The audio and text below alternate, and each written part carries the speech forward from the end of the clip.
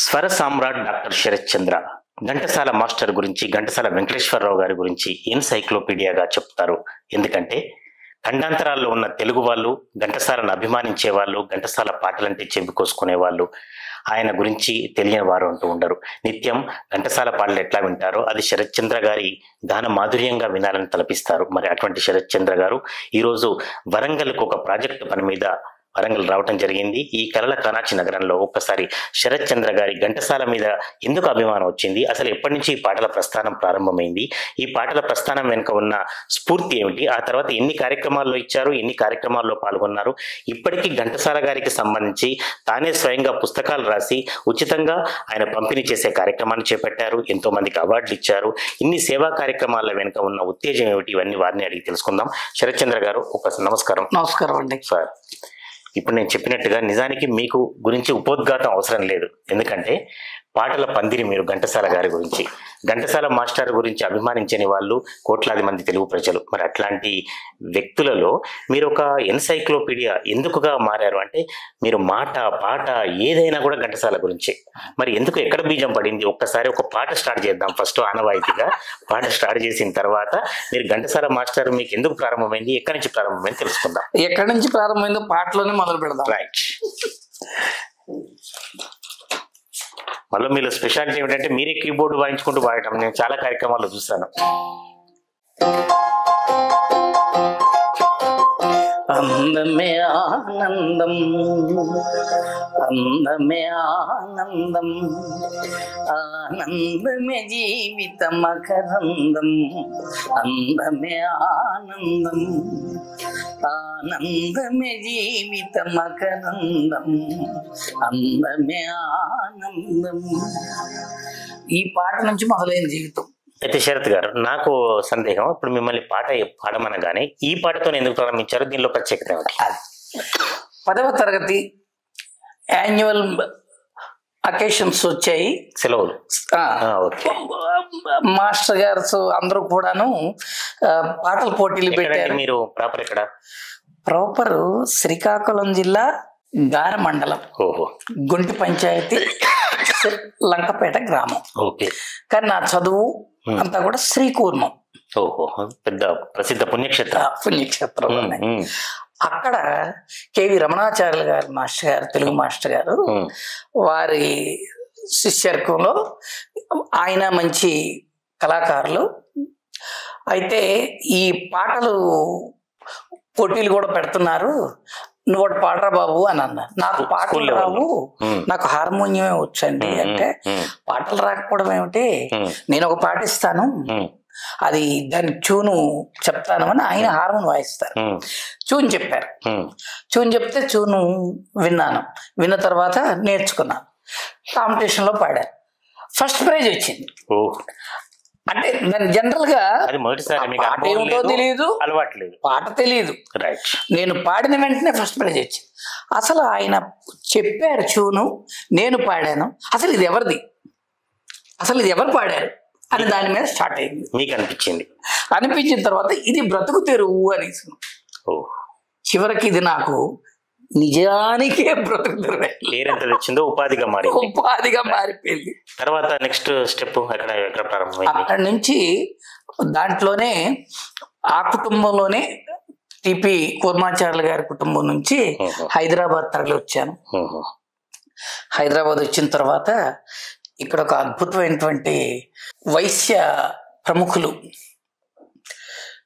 శ్రీకాకుళం లక్ష్మీమోహన్ గారు దంపతులు ప్రోత్సహించి నన్ను ఈ ఘంటసాల గారి యొక్క మార్గంలోకి పెట్టారు, నన్ను ఎంకరేజ్ చేశారు బాగా. నేను ఏం చేశారంటే, నేను ఒక్కడనే పాడుకోవడం కంటే చాలా మందిని తయారు చేస్తూ. ఏ సంవత్సరం అండి?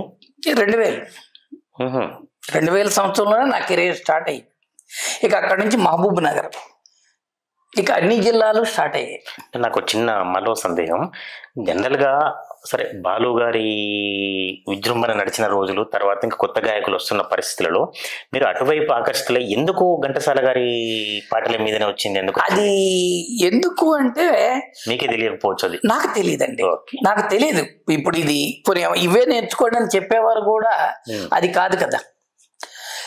అయితే ఏంటంటే ఘంటసాల గారి పాటలు, ఆ పద్యాలు బలీయంగా మైండ్లోకి రావటం, పైగా చేతిలో హార్మోనియం ఉండడం, ఇక వాటిని ప్రాక్టీస్ చేయడం మొదలు పెట్టారు. ఇక మొదట ఆయన ఎక్కడి నుంచి స్టార్టింగో అక్కడి నుంచి కూడాను ఇదే ప్రోగ్రాము 24 గంటలు ఇదే పని. ఎన్ని ప్రోగ్రాములు ఇచ్చి ఉండొచ్చు ఇప్పటివరకు? ఇప్పటికి 5,000 దాటిపోయి. ఎక్కడ ఇంకా బయట దేశాల్లో కూడా ఇచ్చారు? ఇప్పుడు యుఎస్ వెళ్ళాను, దుబాయ్ వెళ్ళాను, యుఎస్ 3 సార్లు వెళ్ళాను. అక్కడ మన తెలుగు వాళ్ళంతా కూడా చాలా మంది బాగా ఆదరించారు. అక్కడ ఘంటసాల సంగీత కళాశాల పెట్టాను. మీరు హైదరాబాద్ లో కూడా కాలేజీ పెట్టారు? హైదరాబాద్, వరంగల్, మొత్తం 7 ప్లేసుల్లో పెట్టాం. అలాగే వరప్రసాద్ రెడ్డి గారు పద్మభూషణ్ శాంత బయోటెక్ వారికి ఒకసారి ఎదురైనప్పుడు, ఏంటి మీకేం కావాలంటే, ఇగోండి ఘంటసాల గారి సాహిత్యం నా దగ్గర ఉంది అంటే ఇమీడియట్ గా వారు పుస్తకాలు వేసి ఇచ్చారు. పుస్తకం ప్రింట్ చేశారు. పుస్తకాలు 7 సప్తస్వరాలు.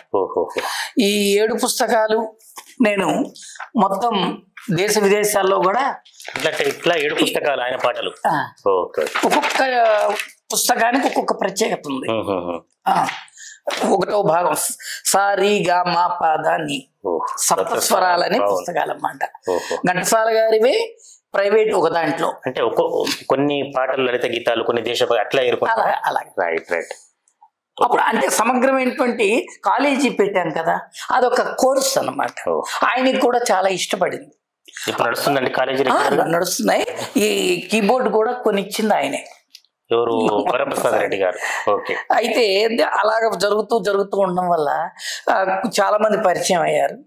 పరిచయం అయిపోయినప్పుడు ఇక వారికి ఇష్టమైన ఘంటసాల పాట ఏమిటి వరప్రసాద్ రెడ్డి గారికి? ఎప్పుడు ఆయనకి పాటల కంటే ఆయన నాతో కమిట్మెంట్ ఏంటంటే, బాబు అంతా బాగానే ఉంది కానీ ఈ పద్యాలు ఎవరు పాడట్లేదు, ఘంటసాల గారి పాటలు ఓకే, సినిమా పాట పాడుతున్నారు, అందరూ పాడుతున్నారు, తెలుగు భాషకు కావాల్సింది పద్యం అయ్యా.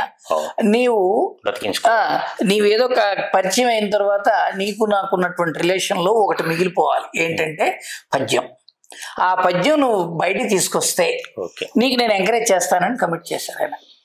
తప్పనిసరిగా నాకు ఈ పని చేయాలని అంటే అప్పుడు 450 పద్యాలు ఏవి ఘంటసాల గారు పాడిన సినిమాలో 450 ఉన్నాయి. ఆయన 658 పిక్చర్స్ కి పైగా ఆయన పాడున్నారు కదా. 1944 to 74 ఆయన కెరియర్. ఇక అవన్నీ కూడాను అదొక ప్రపంచం. అది ఏదైనా మన దగ్గర ఉండాలి, పాడాలి, వాయించగలిగి ఉండాలి. పోనీ పాటల్లో పద్యం పక్కన పెడితే పాటల్లో మీకు నచ్చిన పాట ఏంటి? అయ్యో చాలా కష్టమైన ప్రశ్న. అది ప్రేక్షకులు అడుగుతుంటారు అప్పుడప్పుడు డయాస్ మీద, మీకు నచ్చిన పాట ఒకటి పాడండి అనో, లేకపోతే డ్యూయట్ కావచ్చు, సోలో కావచ్చు, అట్లా చెప్పాలనుకుంటే 1-2 పాటలు ఏముంటాయి బాగా నచ్చిన పాటలు అనేసరికంటే నేను మెచ్చింది అందరు మీరు అన్ని ఇస్తారు. తర్వాత ఇంకోటి అండి, ప్రతి కార్యక్రమంలో కొన్ని అడుగుతారు, స్పెసిఫిక్ అడిగేటప్పుడు ఈ పాట ఇక్కడ అడిగారు అంటే ప్రేక్షకులు చాలా బాగా తెలిసిన వాళ్ళు అని అనుకుంటారు. అలాగే కొన్ని ఫెమిలియర్స్ ఉంటాయి, ఆ ఫెమిలియర్ సాంగ్స్ వాయిస్తారు, ఆ ఫెమిలియర్ సాంగ్స్ కోసం కూడా అడుగుతుంటారు. ఇక అలాంటి దాంట్లో భక్తికి వెళ్ళేసరికి పరాకాష్ఠ చేరిపోయింది కృష్ణ ముకుందామరారి. ఇక నేను యుఎస్ లో అయితే ఒక 50 సార్లు పాడున్నాను. ఒక్కసారి సుమన్ టీవీ ప్రేక్షకుల కోసం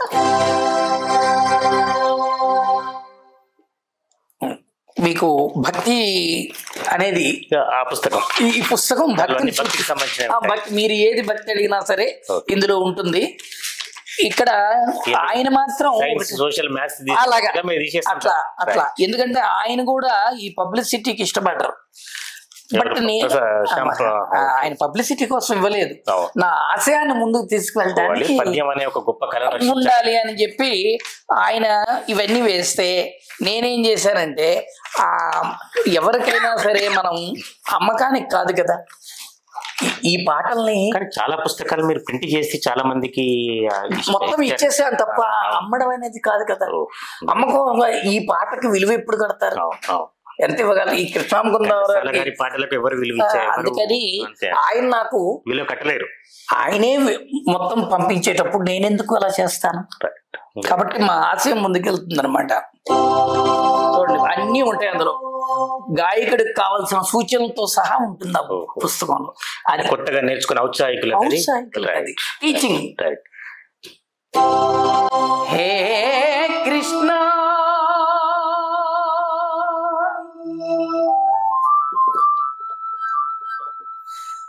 ముకుంద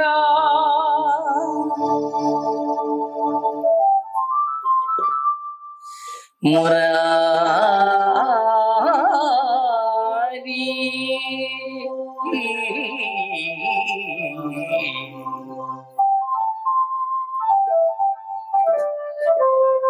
జయ కృష్ణ ముకుంద మురారి జయ గోవింద బృంద విహారీ కృష్ణ ముకుంద మురారి జయ గోవింద బృంద విహారీ కృష్ణ ముకుంద మురారి. నిజానికి ఆ పాట ఘంటసాల గారు పాడుతున్నప్పుడు అసలు అది అంటే అక్కడ మనం విజువలైజేషన్ ఇంకా బాగుంటుంది అసలు చూస్తూ అసలు విజువల్స్. ఇప్పుడు అందుకనే ఏంటంటే ఇంత పెద్ద పాట ఆయనకి ఎంతో గౌరవాన్ని తెచ్చిపెట్టింది. ఎన్టీ రామారావు గారికి ఎంతో గౌరవం, కానీ ఆ పిక్చర్ లో ఘంటసాల గారి పేరు వేయలేదు టైటిల్స్ లో. అంటే అది సరే పొరపాటు. కానీ ఎన్టీ రామారావు గారు చాలా బాధపడ్డారు. అదేంటి అంటే అప్పుడు అన్నారట ఆయన, అంటే ఆయన వ్యక్తిత్వం కోసం, సంస్కారం కోసం ఘంటసాల గారు అన్నారట, నా పాట వింటున్నారు కదండి నా పేరు ఎందుకు అన్నారట. ఇంకా చాలా మంది వాళ్ళ నోట్ల నుంచి అది నాటుతుంది. తర్వాత ఘంటసాల గారిది అంటే మనం ఖచ్చితంగా చెప్పుకోవాల్సింది భగవద్గీతకు సంబంధించి. దానిలో ఏం కృషి చేస్తారు మీరు ఎక్కువగా? భగవద్గీత కోసం నేను ఒక పుస్తకం కూడా వేశాను. అందులో ఈ తరానికి అది అవసరం కూడా. అవును. ఓహో. నోట్స్ తో సహా వేశాను, ఆరోహణ అవరోహణలతో సహా. ఎందుకంటే టీచ్ చేయాలి భగవద్గీత అనగానే. అయితే 108 శ్లోకాలు మొత్తం.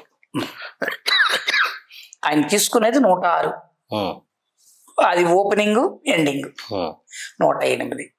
106 శ్లోకాలు తీసుకున్నవి 18 అధ్యాయాల్లోనే తీసుకున్నారు. చాలా మందికి డౌట్ ఉండొచ్చు, అది మీరు ఇందాక అడిగారు ఆఫ్లైన్ లో. ఆ డౌట్ ఏంటంటే ఘంటసాల గారు 106 పాడి చనిపోయారని అన్నారు. ఘంటసాల గారు భగవద్గీత 700 శ్లోకాలు కదండి, 106 పాడి చనిపోలేదు. 106 18 అధ్యాయాల్లోనే ఎంపిక చేసుకొని పాడారు. సెలెక్టెడ్ ఎస్సెన్స్ తీసుకొని పాడారు. అది దానికి అది కరెక్ట్ అయింది, ప్రచారం అంతే తప్ప ఇప్పటికీ అదే అనుకుంటారు. అయితే ఆయన 701 పాడితే బాగున్ను అనేటువంటి ఆన్సర్ దానికి ఆన్సర్ అనమాట. ఈ దాంట్లో సపరేట్ గా ఆయన 47 రాగాల్లో పాడారు. ఆ 47 రాగాలు ఇచ్చాను నోట్స్ తో సహా, అంటే ఈ పాటలతో సహా అది ఇచ్చున్నాను. ఇక ఆయన ప్రైవేట్ ఘట్టాలు మీకు భగవద్గీత శ్లోకాల్లో జనరల్ గా మీకు ఇంకా ఏదైనా ఇష్టమైంది ఉందా? ఏదైనా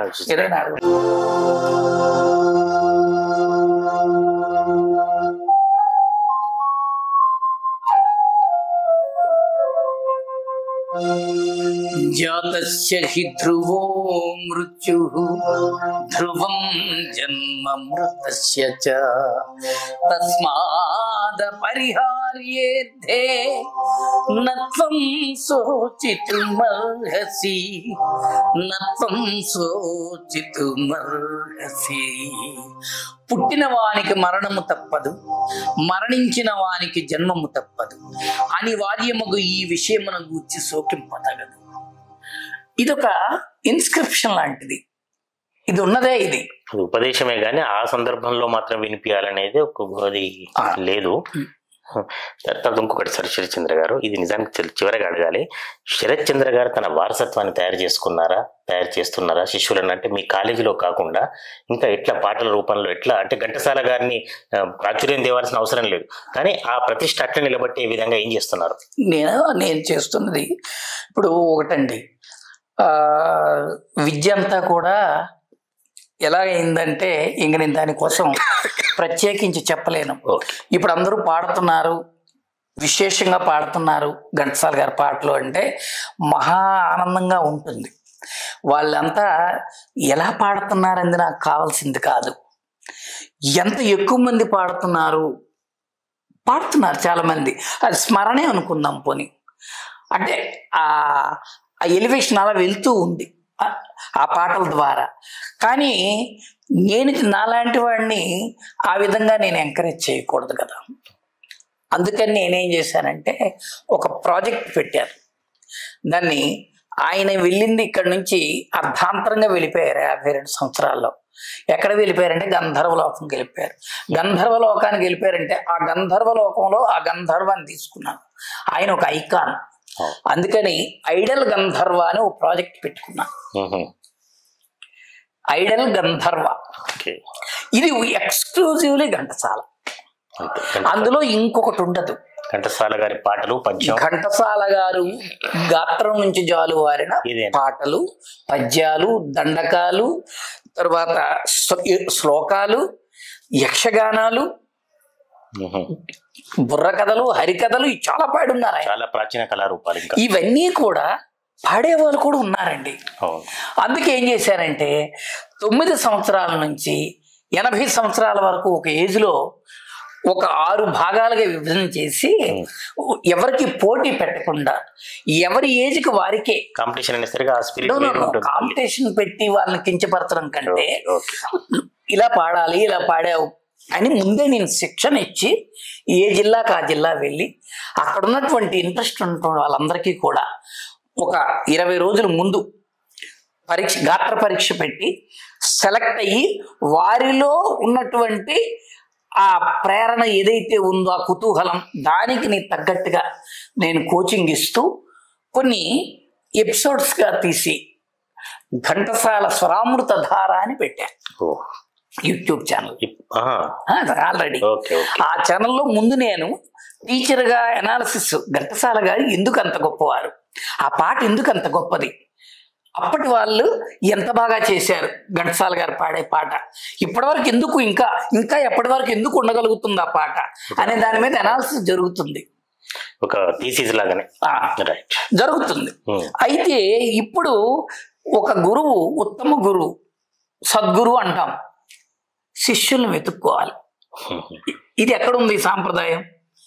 ఇప్పుడు శిష్యులు గురువుని వెతుక్కోవాలంటే అంత అక్కర్లేదు అంటారు.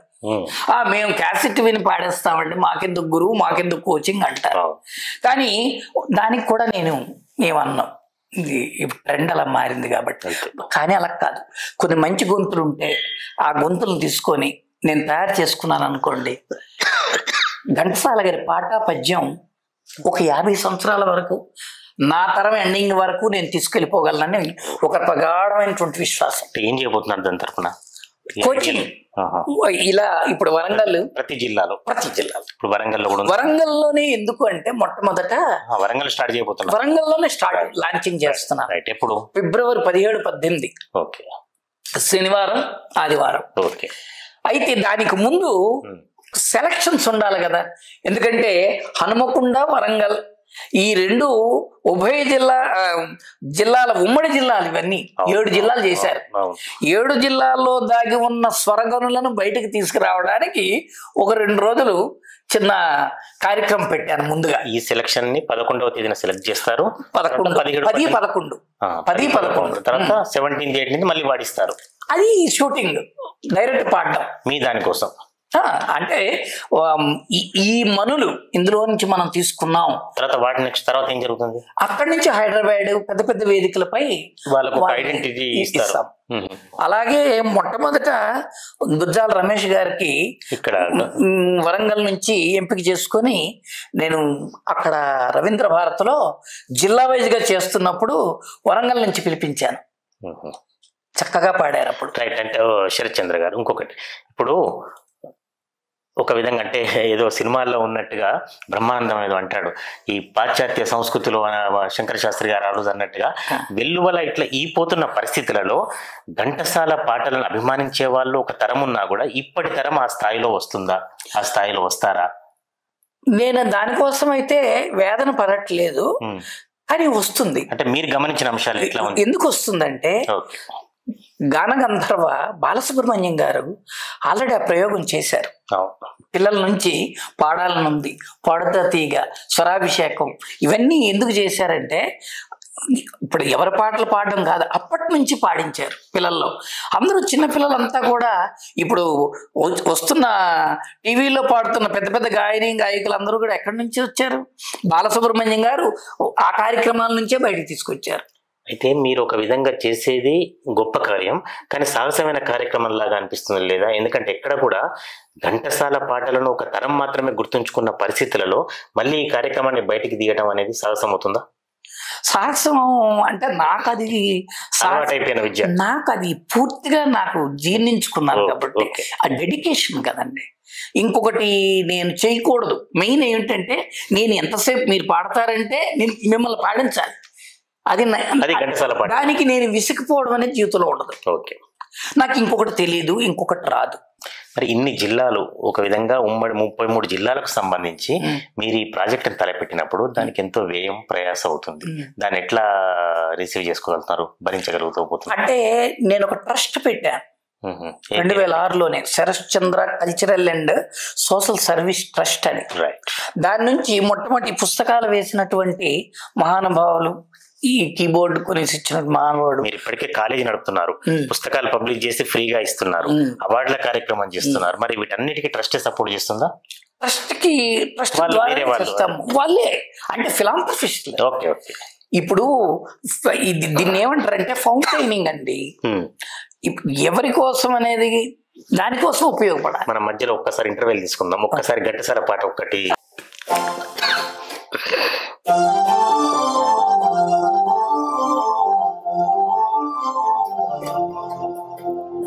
ఎన్నాళ్ళో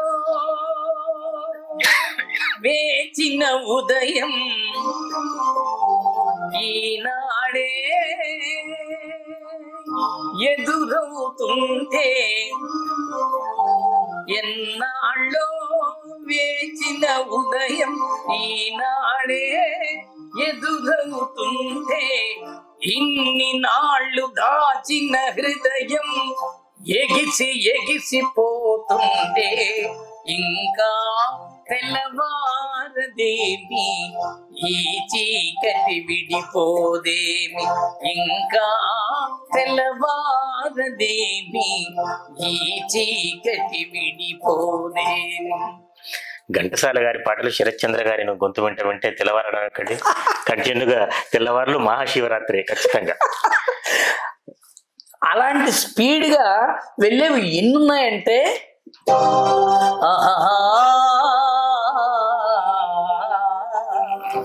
నిన్న కనిపించింది నన్ను మురిపించింది అందచందాల రాణి చిన్నది.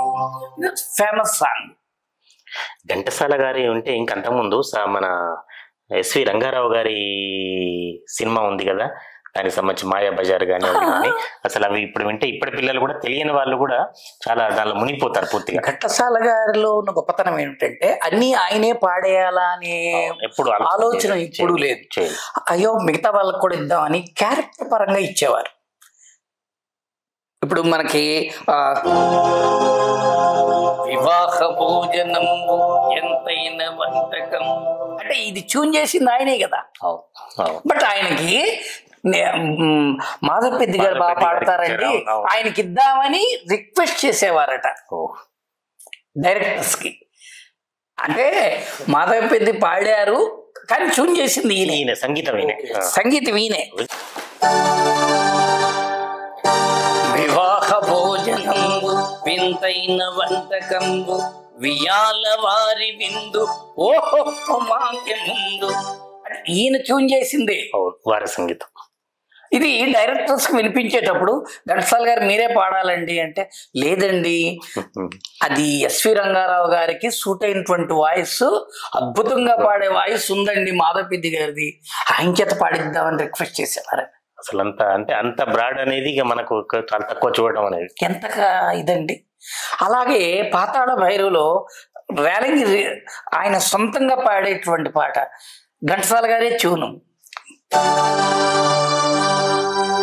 వినవే బాలా నా ప్రేమ గోల, వినవే బాలా నా ప్రేమ గోల, నిన్నుగాను వేళ నిలువగా జాల, వినవే బాలా నా ప్రేమ గోల.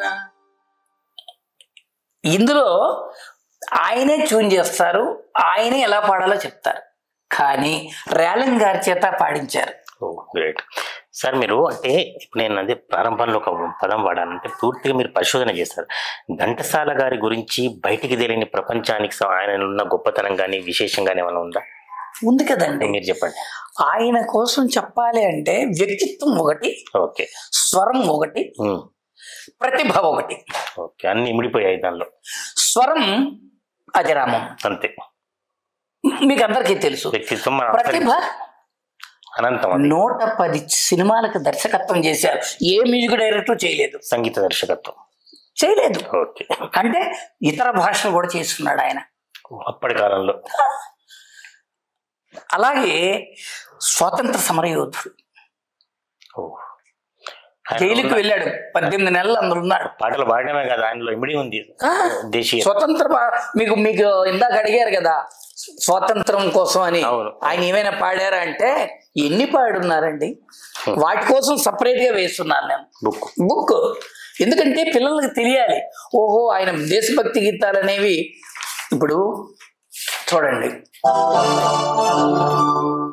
స్వాతంత్రమే మా జన్మ హక్కని చాటండి, స్వాతంత్రమే మా జన్మ హక్కని చాటండి, నిరంకుశం బగు శక్తులెరిగిన నిర్భయముగా నిదురించండి, నిరంకుశం బగు శక్తులెరిగిన నిర్భయముగా నిదురించండి, పరుల దాస్యమున బాధలు పొంది బ్రతికిన చచ్చిన భేదమే లేదు, పరుల దాస్యమున బాధలు పొంది బ్రతికిన చచ్చిన భేదమే లేదు, స్వాతంత్రమే మా జన్మ హక్కని చాటండి.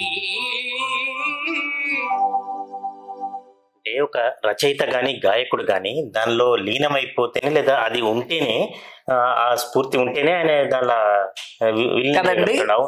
మీరు చూడండి, ఘంటసాల గారు సంగీత దర్శకులు, గాయకులు అని మనకు తెలుసు, గొప్ప వ్యక్తిత్వం ఉన్న మనిషి అని తెలుసు. కానీ ఆయనకి మెయిన్ ఇప్పుడు అన్నమాచార్యులకి ఏమని పిలుస్తారండి? వాగ్గేయకారు. ఓకే ఓకే, సరే సరే కదండి. త్యాగరాజు గారు వాగ్గేయకారు. అలాంటి కోవలో ఉన్నవాడే ఈయన. ఎందుకు అంటే ఆయన రైటర్. ఘంటసాల గారికి సాహిత్యం మీద ఉన్న, తెలుగు భాష మీద ఉన్న పట్టు ఎవరికీ లేదని ఆయనకు మించిపోయిన వాళ్ళే చెప్పారు. మనకు కూడా స్పష్టంగా కనబడుతుంది, ఉదాహరణలు అవసరం లేదు. అలాగే కాబట్టి ఆయన పాటలు రాసి పాడారు. పుట్టపర్తి సాయిబాబా గారి మీద 4 పాటలు రాశారు. బాబా గారు ప్రేరణతో భగవద్గీత పాడారు. అంటే రాయడం కూడా ఎప్పుడైతే ఉందో భావ ప్రకటన ఉన్నట్టే కదండి. అలాగే నవరసాలు పలికించాలంటే ఒకే ఒక గొంతు. అటు క్లాసికల్ పాడాలన్నా గొప్ప ఇంట్రెస్ట్ వినడానికి, వాళ్ళకు తగినట్టుగా పాడడం అప్పటి హీరోలు. చివరిగా ఒకటి చెప్పండి శరత్చంద్ర గారు, ఇంత పరిశోధన చేశారు, ఘంటసాల గారి పాటను దగ్గరుండి పరిశీలించారు, అంటే అన్ని కూడా గ్రంథాలు పరిశీలించారు, ఎంతో దానిలో ఇక లీనమైపోయారు. ఈ పరిస్థితులలో మీ భవిష్యత్ ఆశయం ఏమిటి? ఘంటసాల కార్యక్రమాలకు సంబంధించి ఒక అంశం చెప్పండి. మరి మీరు ఇంత చేస్తున్నప్పుడు మీకు ఆ స్థాయిలో గుర్తింపు లభించిందా? ప్రజల నుండి వదిలిపెట్టండి, జనరల్గా ప్రభుత్వం నుంచి కావచ్చు, నాయకులు కావచ్చు, అధికారులు కావచ్చు. గుర్తింపు అనేది చాలా మంది అంటుంటే తెలుస్తుంది. ఏమండి మీరు అలాగే ఉండిపోయారు ఏంటి అని.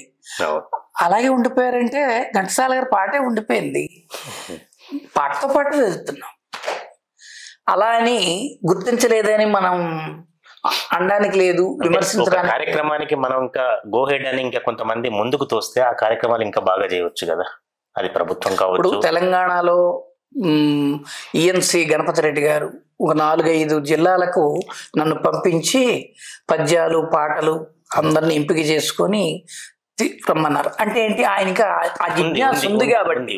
అంత ఉన్నత ఉద్యోగి నా తెలంగాణలో చాలా మంది పాడతారు, వాళ్ళందరినీ ఎంకరేజ్ చేయమని ఎవరు చెప్తారండి? అలాగే చెప్పేవాళ్ళు ఉన్నారు. అలాగే లైన్ పి జగదీశ్వర్ గారు, తెలంగాణలో బోల్డ్ మంది ఉన్నారు, ఆంధ్రాలో బోల్డ్ మంది ఉన్నారు. మీరు ఇంతకుముందు వరంగల్లో ఒక కార్యక్రమం ఇస్తున్నప్పుడు కూడా ఇప్పుడు మంత్రిగా ఉన్న కొండా సురేఖ వారి దంపతులు కూడా మీకు సపోర్ట్ చేస్తా అని చెప్పినట్టు గుర్తు. నిజంగా చెప్పాలంటే నేను పిలిచేటప్పుడు 10 నిమిషాల కంటే ఎక్కువ ఉండవని అన్నారు. పూనమ్మ రండి, 10 నిమిషాలు మీరు వస్తే ఈ వరంగల్లో 10 మంది మీ ద్వారా వస్తారు, ఎందుకంటే ఎమ్మెల్యే గారు కదా వచ్చారు కదా అని వాళ్ళు కనీసం వస్తారు కదా అని నేను ఆశపడ్డాను. వచ్చిన తర్వాత నా అదృష్టానికి 2.5 గంటలు ఉండిపోయారండి. చాలా ప్రశంసించారు. నేను ఇక్కడ చేయాలనుకున్నటువంటి కార్యక్రమానికి వాళ్ళు చాలా ప్రోత్సాహం అందించడానికి సిద్ధమయ్యారు. ఇప్పుడు ఇంకా మంత్రిగా ఉన్నారు.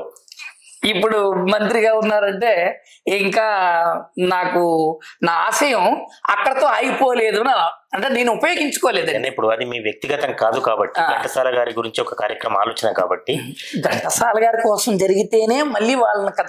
అంటే ఇప్పుడు వరంగల్లో కానీ ఇంకే కదా కానీ మీరు చెప్పండి, ఘంటసాల గారి గురించి ఏం చేయాలని తపన ఉంది మీరు చెప్పండి, మీ ఆలోచన ఆశయం. ఇప్పుడు వస్తున్న ఈ జనరేషన్ పిల్లలు పద్యాలు నేర్పించాలి. తెలంగాణలో అద్భుతమైనటువంటి కవులు ఉన్నారు ఇక్కడ. ఆ కవులు రాసిన పద్యాలు ఉన్నాయి, ఆ పద్యాలు ట్యూన్ చేసి ఉన్నాయి. అలాగే ఘంటసాల గారు తెలుగు భాష కోసం బోల్డ్ పద్యాలు ఉన్నాయి. అలాగే సినారే, దాశరథి వంటి గొప్ప మహాకవులు ఎన్నో పాటలు పద్యాలు రాశారు, వాటిని ఘంటసాల గారు పాడారు.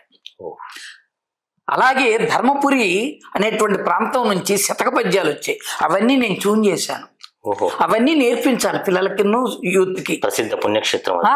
పిల్లలకి యూత్ వరకు నేర్పిస్తే ఒక 50 సంవత్సరాలు కొట్టుకెళ్ళిపోవచ్చు అండి. ఇక పెద్దవాళ్ళు ఉన్నారు చూసారా, వాళ్ళని ఎంకరేజ్ చేయాలి. ఓహో మేము చిన్నప్పుడు చూసే సినిమాలు కాబట్టి అని, అందుకే నేను 80 years వరకు టైం ఇచ్చాను వాళ్ళందరికీ ఈ కార్యక్రమం ద్వారా చేయాలని ఉద్దేశం. ఇవి కాకుండా ప్రభుత్వం తరఫు నుండి ఏమైనా ఆలోచిస్తున్నారా? ఇట్లా ఈ ప్రపోజల్స్ ఘంటసాల గారి పేరు ఉండేటట్టు, ఎందుకంటే ప్రభుత్వాలు కూడా మారాయి కాబట్టి వారి దృష్టికి ఏమైనా తీసుకుపోయే ఆలోచన ఉందా? ఉంది. తెలంగాణ సంగీత సాహిత్య వైభవం అని ఒక ప్రాజెక్ట్ పెట్టారు, ఉంది. అయితే ఏంటంటే దానికి మీకు తెలిసిందే కదా, కొంచెం ఆటంకాలు సామాన్యమే, మంచి పని కొద్దిగా సామాన్యమే. అయినా నేను వేదన చెందను, నా పని నేను చేసుకుంటూ వెళ్ళిపోతాను. అయితే ఎవరో ఎదురవుతారు కదండి, భగవద్గీతలో చెప్పాడు, ఒకనొకడు ఎవరో ఒకరు తెలిస్తే చాలు. అలాంటిది ఒకరు తెలిస్తే ముందుకు వెళ్తాం కదండి. అందుకని వరంగల్లో ఇప్పుడు అడగని అమ్మాయినా పెట్టదు. నేను వరంగల్లో ఇంత ప్రాజెక్ట్ని ఒక 10-15 రోజులు పర్యటించి మంచి స్వరాలను పట్టుకొని వేదిక మీద పాడించి బయటకు తెస్తే విన్న వాళ్ళలో 2-3 కానీ స్పందన కలిగింది అనుకోండి, ప్రాజెక్ట్ ఎంతసేపు అండి? ఖచ్చితంగా ఉంటుంది. ఓహో ఇది మన ఏరియాలో ఉండే గుంతే కదా, ఇంత బాగా పాడేవాళ్ళు మన ఏరియాలో ఉన్నారంటే కొంతమంది మాత్రమే మీడియా వాళ్ళకి వెళ్ళగలరు ఆ స్థాయికి, ఇక్కడికి ఎలా వెళ్ళగలరు? అందుకని చెప్పి నేను ప్రతి జిల్లా, హైదరాబాద్ తర్వాత మెయిన్ అంతటి పెద్ద జిల్లా, అందులో మొదటి నుంచి కూడా కల్చరల్ గా ఒక పేరు ఉంది వరంగల్లో. ఓరుగల్లు ప్రాంతం అంటే ఇంకా దాన్ని అద్భుతమైనటువంటి పద్యాలు పాటలు ఎన్నున్నాయండి, ఎంత మహానుభావులు ఇక్కడ ఉన్నారండి. అందుకని నా ప్రయాణం ఇక్కడ స్టార్ట్ అయింది. ఇది ఆగిపోయే కార్యక్రమం, మీరు అన్నారే ప్రభుత్వాలు మారాయి, కానీ నాకు అదృష్టవశాత్తు నాకు వాగ్దానం చేసిన వాళ్ళే వచ్చారు అంటే వరంగల్లో వెలిసినటువంటి ఈ ఉమ్మడి జిల్లాల్లో ఉన్న గాయని గాయకులు అదృష్టం అనుకోవాలండి. తప్పకుండా సార్, ఎందుకంటే మీరు ఏది ఆశించి ఘంటసాల గారిని ఒక ఉత్తేజం స్ఫూర్తి పొందారు, ఆ కార్యక్రమాలను ప్రాచుర్యం తేవడానికి, ఆ ప్రతిష్ట అట్లే నిలబెట్టడానికి ప్రయత్నం చేస్తున్నారు. ఆ పరంపరలో భాగంగా 11వ తేదీన వరంగల్లో ఓరుగల్లో చూడండి, నేను రాగానే నాకు వైశ్యంలో అద్భుతమైనటువంటి సేవలు అందిస్తున్నారు చాలా మంది. అందులో గట్టు మహేష్ బాబు గారు వాళ్ళ బృందం అంతా కూడాను మేము ఇస్తామండి మా యొక్క ప్రాంగణాన్ని, మీరు సెలెక్ట్ చేయండి అన్నారు. అంటే ఏంటి, ఆ టేస్ట్ అనేది సపోర్ట్ ఇక్కడ ప్రారంభమైంది. మీరు ఖచ్చితంగా దీనిలో సక్సెస్ కావాలని మా వంతుగా తప్పనిసరి మీడియా దీనంతటికి ఏం లేదండి. నేను ఎన్ని పుస్తకాలు కీబోర్డు పెట్టుకొని ఎక్కడ నేను తపస్సు చేసినా మీడియా ఎప్పుడైతే దాన్ని బయటకు తీసుకెళ్తుందో, ఇప్పుడంతా సోషల్ మీడియా కదండి ప్రతిదీ. అందుకనే ప్రతి ఒక్కరిని కూర్చోబెట్టుకొని బాగా నేర్పించి వయసుతో నిమిత్తం లేకుండా, స్త్రీ పురుషుల భేదం లేకుండా వాళ్ళకి నేర్పించి బయటికి పంపించామనుకోండి, ఆహా అంటారు. తప్పకుండా చేయిస్తారు సార్. అందులో సుమన్ టీవీ డిజిటల్ మీడియాలో నెంబర్ 1 గా ఉంది కాబట్టి మీ ప్రయత్నానికి మా వంతు సపోర్ట్ తప్పనిసరిగా చేస్తాం సార్. ధన్యవాదాలు సార్, ధన్యవాదాలు.